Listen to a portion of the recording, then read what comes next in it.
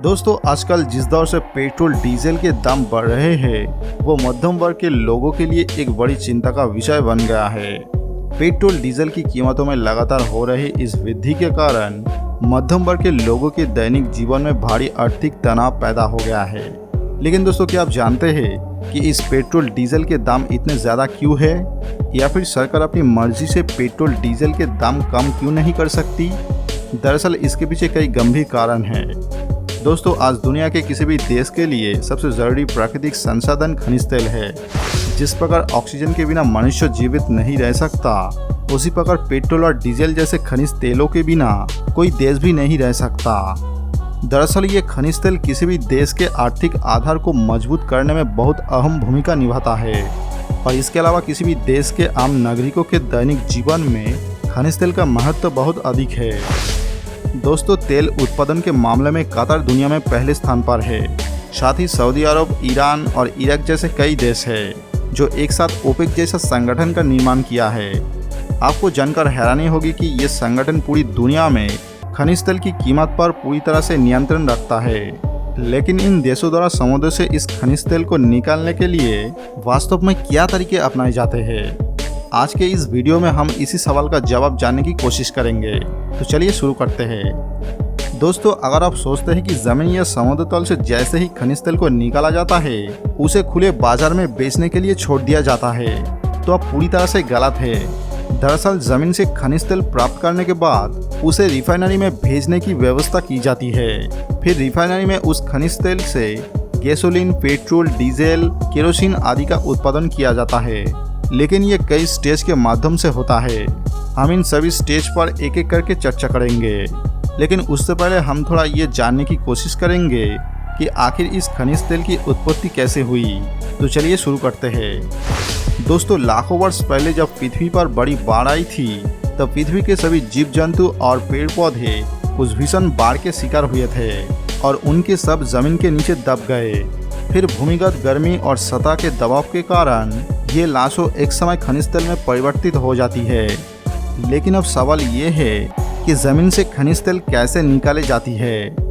दोस्तों, मैं आपको यहाँ बताना चाहता हूँ कि खनिज तेल निकालने से पहले किसी भी देश को ये पता लगाना होता है कि उसके देश के किसी हिस्से में खनिज तेल मिलने की संभावना है।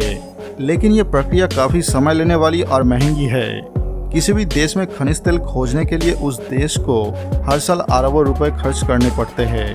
तो चलिए खनिज तेल के निष्कर्षण की दिशा में आते हैं। दोस्तों, खनिज तेल भूमिगत और गहरे समुद्र में दोनों जगह पाया जाता है।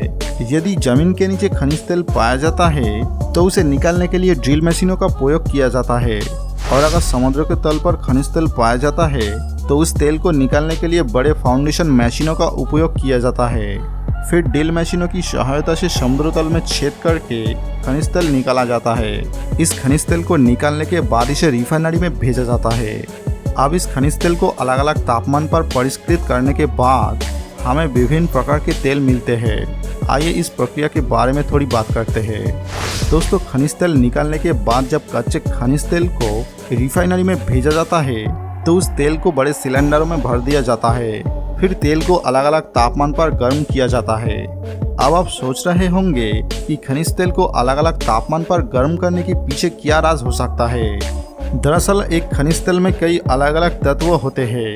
अब जब खनिज तेल को अलग अलग तापमान पर गर्म किया जाता है तो ये सारे तत्व अलग हो जाते हैं और अलग अलग तेलों के रूप में निकल आते हैं। मान लीजिए कि उस खनिज तेल को 40 डिग्री पर गर्म किया जाता है तो पेट्रोल निकलता है। फिर से उस खनिज तेल को 260 डिग्री के तापमान पर गर्म करने से डीजल पैदा होता है, और इस खनिज तेल को 180 डिग्री के तापमान पर गर्म करने से मिट्टी का तेल पैदा होता है, यानी केरोसिन।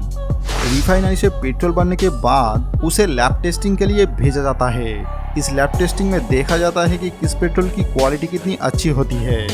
अब पेट्रोल की कीमत पेट्रोल की गुणवत्ता के आधार पर तय होती है, लेकिन पूरी प्रक्रिया यही खत्म नहीं होती है, क्योंकि इसके बाद भी मूल्य निर्धारण की बात आती है। दोस्तों, यहाँ हम आपको पहले ही बता चुके हैं कि खनिज तेल को निकालने के बाद तेल को पहले शुद्ध करना होता है।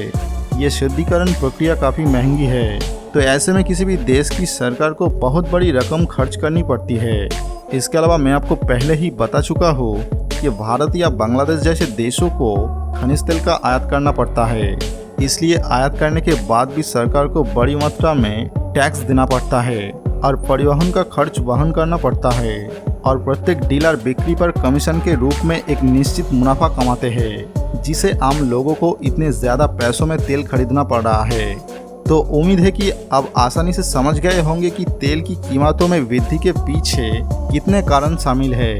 दोस्तों, जितने भी देशों में पेट्रोल निकाला जाता है वहाँ पेट्रोल की कीमत बहुत कम होती है, लेकिन जिन देशों के पास पेट्रोल के इतने संसाधन नहीं है उन्हें दूसरे देशों से पेट्रोल आयात करना पड़ता है।